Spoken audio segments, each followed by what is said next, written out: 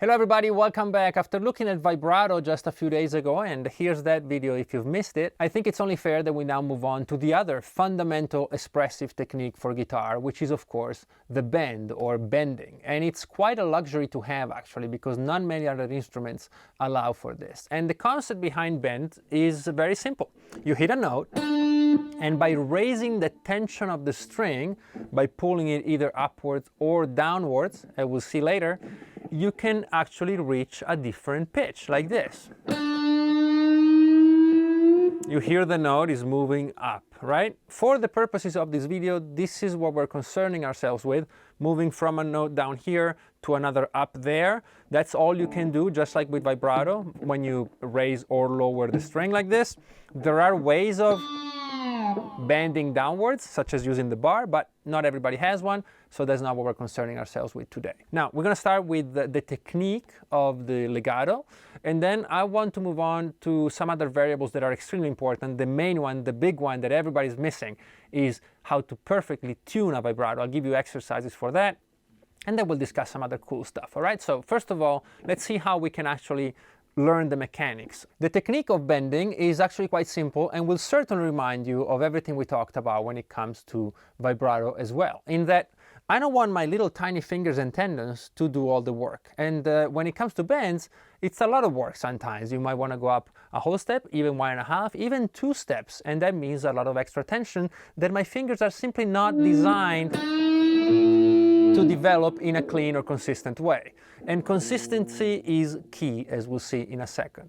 So first of all, we're going to again bring our thumb up and basically grab the fretboard like this. I know it's hard for me to say it because I'm always stressing the importance of playing like this, but for bends, we certainly want to bring the thumb up. The other thing that I see a lot of people struggling with is they only use one finger. And so all that strength has to be developed or stopped at the tip of this finger. And it's certainly possible, but it's a lot harder. So there's no prize for effort here. If you can, instead of doing this, maybe use the 3rd finger or even the 4th and place all your other fingers behind it, that will certainly make it easier.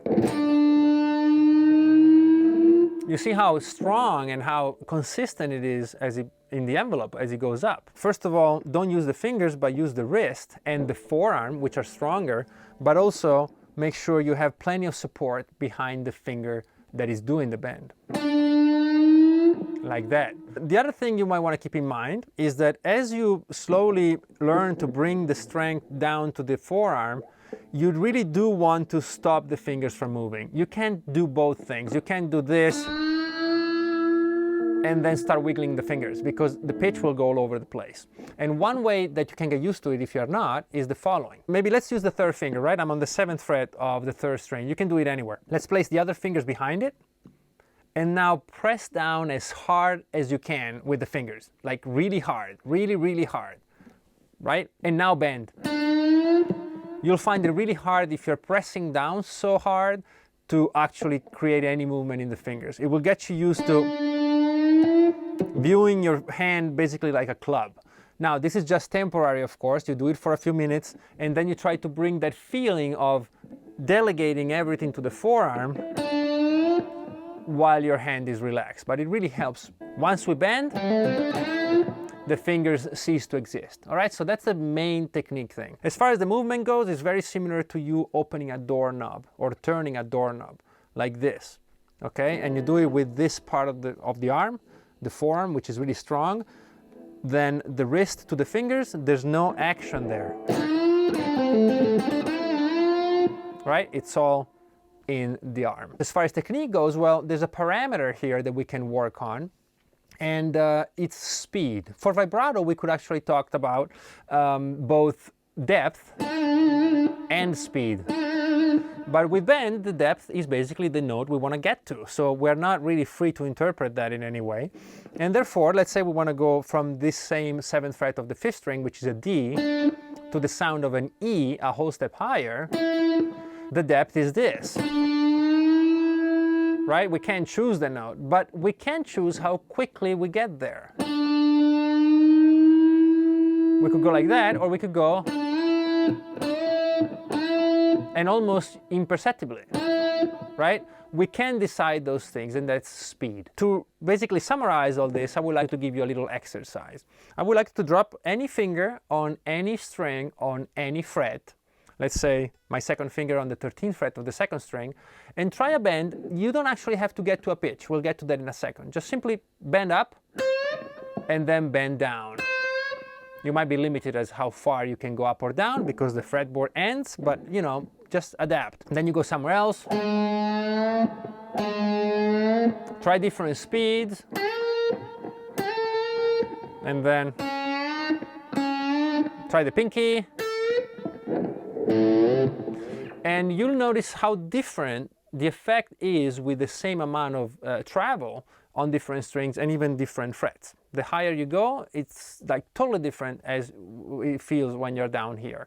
The amount of tension required changes, the effect of the same tension on the pitch changes. It's something you just have to get used to. So that would be your first exercise. The only thing I want you to focus on is that there's no fingers involved. It's all in the arm. No matter what finger you're using, that's all you have to worry about, because safety first. I don't want you to develop any problems in your fingers. Now that your technique is taken care of, we're going to move on to the most difficult thing to master about bends, which is something a lot of people actually miss, which is being in tune. A bend is basically going from one note to another note, not to some random sound, but to a specific pitch. So it's important that we learn how to at least cover the three main pitches. To me, those are the half step, the whole step, and the minor third, or 1.5 steps. We can probably do 2 whole steps, and I often do it. I'll demonstrate it for you now, but at least the first 3 you really should have under control. So I'm going to demonstrate it for you and leave you a little exercise you can do. And the first thing I would like you to try is pick any note. Let's do D on the 15th fret of the second string. They're a bit softer down here, so it won't hurt as much. And try to get that sound into your ear. Okay?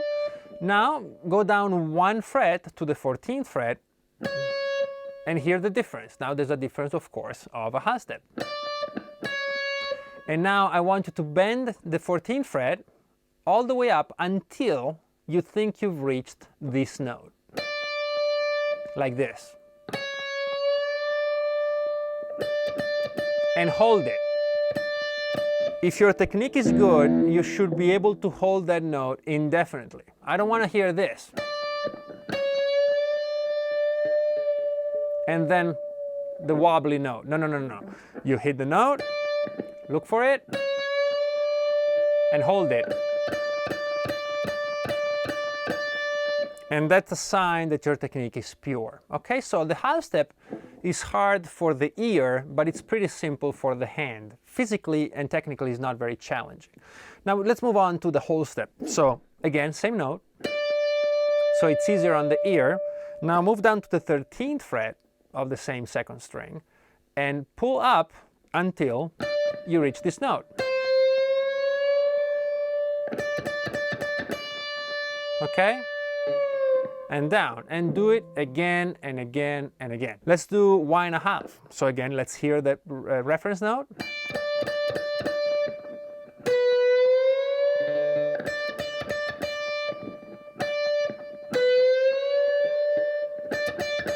Okay? You can check. Great, perfect. Don't do the tuner thing. Don't look at a tuner as you do it. Just trust your ear, train your ear, and cultivate it. Otherwise, what's the point? You're not going to walk everywhere with a guitar and a tuner to check your bends, right? And just for the sake of it, let's do 2 whole steps. Again, let's hear this. Grab it really hard on the 11th fret and go up to the D. Now, you might break a string. I would suggest sticking to half step, whole step, and 3 half steps. Now that you've mastered this, let's try somewhere else, and you'll find that it's really weird how different it feels. Let's go maybe down to this A here, the A on the 7th fret of the 4th string. Let's bend up 1 half step. Right? It feels like a lot more work than before. You also might feel that you're running out of fretboard, and so you can certainly try downwards. and you'll feel it. You'll feel that it's a lot of resistance there. It gets really hard. So now let's do the whole step. If I try to do it upwards, I can almost feel my fingers slipping off the fretboard, so I might want to work on my downward bend. And again, hold it. And then you can try. Now that's really hard to do down here, but that's 1.5. Okay, so that's exercise number 2. So now that the fundamentals are clear for you, the technique and the mechanics, but also the fact that we have to reach a certain pitch, let's try something a bit more advanced. And I know this video is going to get a bit longer, but I was thinking about that. You know, there's a pressure for making shorter videos and, you know, retention and all that. But at the same time, I think that if you are sitting across from somebody you want to learn something from, it's better if they're not in a rush, you know, or thinking about all the kind of variables of the YouTube algorithm. So I will try to be as honest as possible with you. I will keep talking until I cover everything I want to talk about. And hopefully you won't find me too boring. And I certainly appreciate you still being here. And so let's move on to this other more advanced exercise that will truly put it all together. When we did the previous exercise, it's not very realistic. If you're improvising and you want to bend, you can't really go and, oh, let me listen to what I'm going for and then let me bend. You should have the feel of the key or the feel of the pitches that you're going for already in your ear. So you might be improvising, and it should sound, right, perfectly in tune before you hear the reference pitch. And that can be very hard. And some people will say, well, pick a note and do it from your ear. Go da da and hit the correct note. But if you haven't developed your ear yet, that's going to be very hard to do. So I devised this little exercise you can do as an in-between. What I want you to do is pick a key. I'm going to use C major because there's no sharps and no flats. It's easier for a lot of you. And simply play for a little while in that key without bends. Whatever, it doesn't matter what it is, if it's good or bad, just simply play some notes.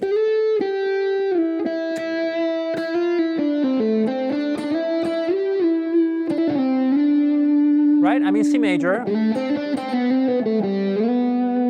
And now that I have the key in my ear, now I'm already familiar with the sounds, it's going to be easier for me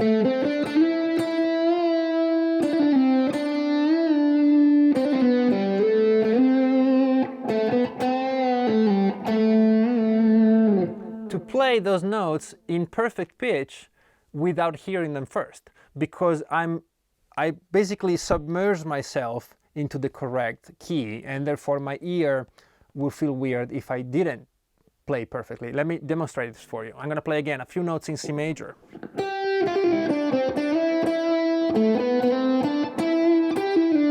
And now I'm going to do a bad bend. All right? This sounds off. It sounds very bad. And I haven't quite reached the note I was going for.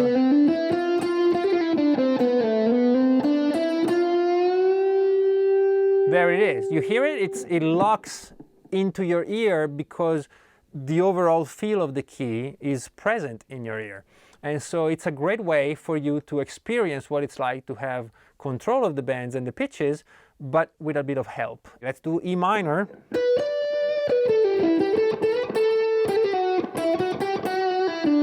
And now feel free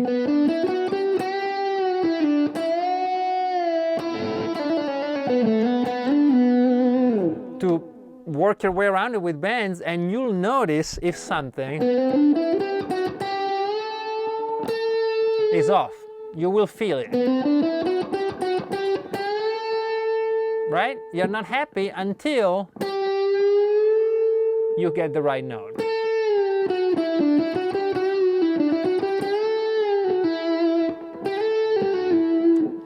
The same pitch. I'll leave you to it, and I'll give you just a little extra tip before we finish the video.